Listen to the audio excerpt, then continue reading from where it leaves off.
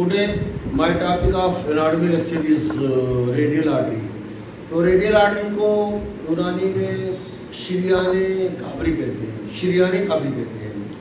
तो radial artery is the terminal branch of the brachial artery. तो brachial artery जो है मतलब ये जो आर्म होती है फ्रंट साइड में, यानी कि ये आर्म शोल्डर जॉइंट से लेकर के और एल्बो जॉइंट तक के हिस्से को आर्म कहते हैं। तो ये ब्रेकियल आर्टरी होती है। और ब्रेकियल आर्टरी का बाइफर्केशन जो है यहाँ पर जो क्यूबाइडल फोसा होता है, ये बाइफर्केशन होता है, ये इसकी ब्रांचिंग होती है। टर्मिनल ब्रांच होता है दो, एक लेटर और एक मीडियल। तो लेटर जो टर्मिनल ब्रांच है ये छोटी होती है, इसको रेडियल आर्टरी कहते हैं, इसको रेडियल आर्टरी कहते हैं। और जो मीडियल टर्मिनल ब्रांच होती है ये बड़ी होती है, इसको अल्नर आर्टरी कहते हैं।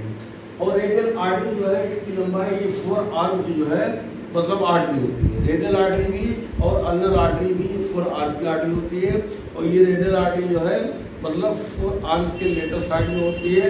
और ये इस रेडियल आर्टरी जो है यही जो है लाइन ऑफ डिमार्केशन है, जो ये 4 आर्म का फ्लेक्सर कंपार्टमेंट है और ये 4 आर्म का जो एक्सटेंसर कंपार्टमेंट है। यानी जो है ये एंटीरियर कंपार्टमेंट ऑफ 4 आर्म है और ये फ्लेक्स और ये पोस्टीरियर कंपार्टमेंट ऑफ 4 आर्म है। तो रेडियल आर्टरी इन दोनों की जंक्शन पे होती है, ये 4 आर्म के लेटर साइड पे होती है।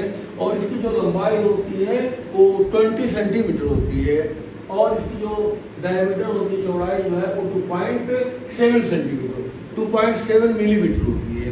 तो ये लंबाई रेडियल आर्टरी की लंबाई जो है कितनी होती है 20 सेंटीमीटर 20 सेंटीमीटर। इसका जो डायमीटर होता है, इसका जो कैलिबर होता है जो है वो 2.7 मिलीमीटर 2.7 मिलीमीटर होती है।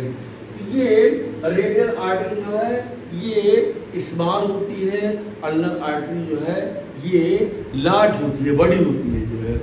और उसके बाद में रेडियल आर्टरी इसका जो मतलब मेन क्लिनिकल इम्पोर्टेंट है, जितने भी क्लिनिशियन हैं जो है तो जो पल्स जो लफ्ज लेते हैं तो ये रेडियल पल्स जो है ये मोस्ट कॉमन पल्स है मतलब। और इस रेडियल पल्स को जो है ये मतलब पूरे बॉडी में तमाम आर्टरी है, रेडियल आर्टरी है, ये ब्रेकियल आर्टरी है, एक्सिलरी आर्टरी है और सबक्लेवियन आर्टरी है, यहाँ कैरोटिड आर्टरी है नेक में, ठीक है, फ्रंटल आर्टरी है, ऑक्सीपिटल आर्टरी है, टेम्पोरल आर्टरी है, फीमोरल आर्टरी है और पॉप्लिटियल आर्टरी है, डॉर्सैलिस पेडिस आर्टरी है।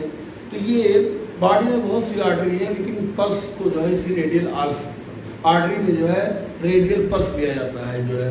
और रेडियल पल्स जो होता है और रेडियल पल्स रेट जो लिया जाता है 60 to 100 पर मिनट होता है। और हार्ट रेट भी मतलब वही सेम होता है, जितना कि रेडियल पल्स होता है pulse rate equal to heart rate. तो ये दोनों जो है, और ये रेडियल आर्टरी जो होती है ये 2 टेंडन के बीच में होती है। तो ये बाहर वाला जो टेंडन है ये ब्रेकियोरेडियलिस मसल का टेंडन है, और ये अंदर वाला जो टेंडन है मीडियल टेंडन ये फ्लेक्सर कार्पाई रेडियस मसल का टेंडन है।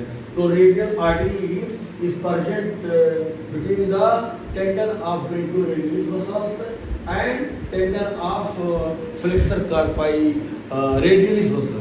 तो ये pulse radial pulse is taken between the tendon of the ब्रेकियोरेडियलिस muscles, ये बाहर वाला ब्रेकियोरेडियलिस मसल का टेंडन है, और ये अंदर वाला जो है ये मीडियल जो टेंडन है ये फ्लेक्सर कार्पाई रेडियलिस मसल का टेंडन है।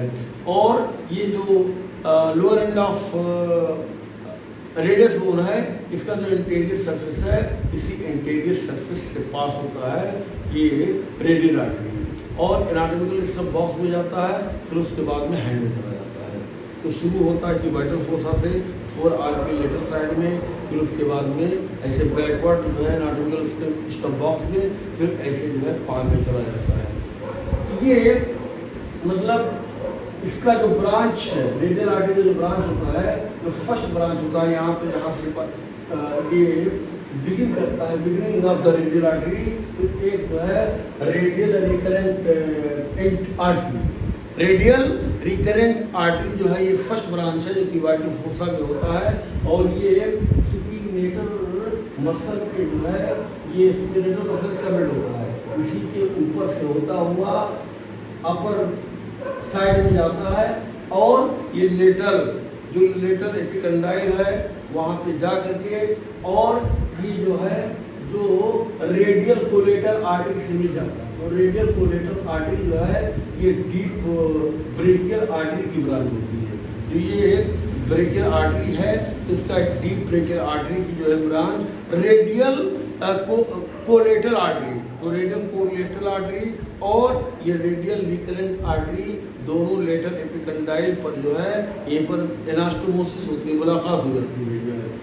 तो रिकरेंट का मतलब होता है कि कोई जैसे रेडियल आर्टरी है जो है, ये ब्रांच करके और फिर जो है ऊपर की तरफ बैकवर्ड डायरेक्शन में, अपवर्ड डायरेक्शन में चले जाएगा, आगे ना जाए फॉरवर्ड डायरेक्शन में, ना जाए डाउनवर्ड डायरेक्शन, बल्कि ये मतलब ऊपर चले। जैसे रिकरेंट लैरिंजियल नर्व है, तो लैरिंजियल नर्व जो है ये वैगस नर्व की ब्रांच होती है।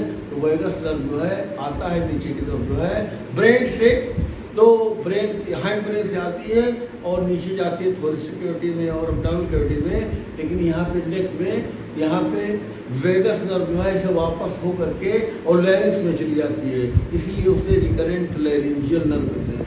रिकरेंट का मतलब होता है कि कोई भी जो है नर्व हो या आर्टरी हो, वो मतलब अगर आगे कोई जा रही है मेन मतलब आर्टरी या नर्व, तो उसका ब्रांच जो है वहाँ से निकल करके वापस जहाँ से वो आई थी उसी तरफ जाए जो है।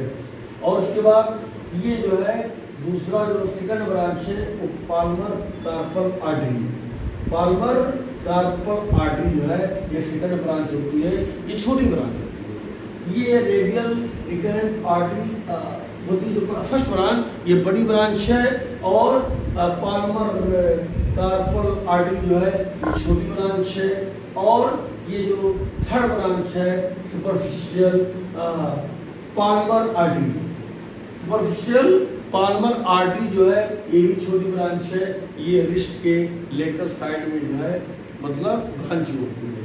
तो ये सुपरफिशियल जो है पाल्मर आर्टरी की थर्ड ब्रांच होती है जो रिस्ट के लेटरल साइड में जो है निकलती है, राइज करती है।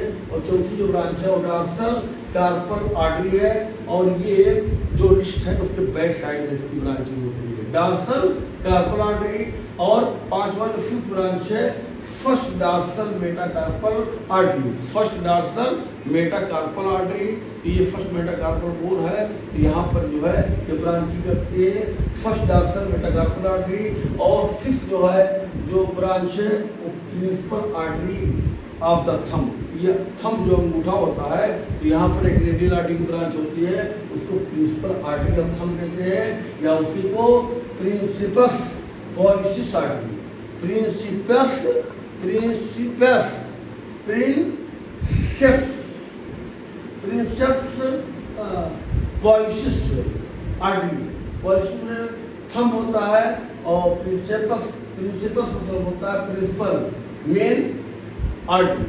तो ये principal artery of the thumb, और सातवीं जो ब्रांच होती है वो radial artery of the index finger, ये जो इंडेक्स फिंगर होता है तो इसके लेटर साइड को भी जो है मतलब रेडियल आर्टरी की ब्रांच सप्लाई करती है, जिसका नाम है radialis indicis artery, radialis indicis artery, और इसका नाम है प्रिंसेप्स पॉलिसिस आर्टरी।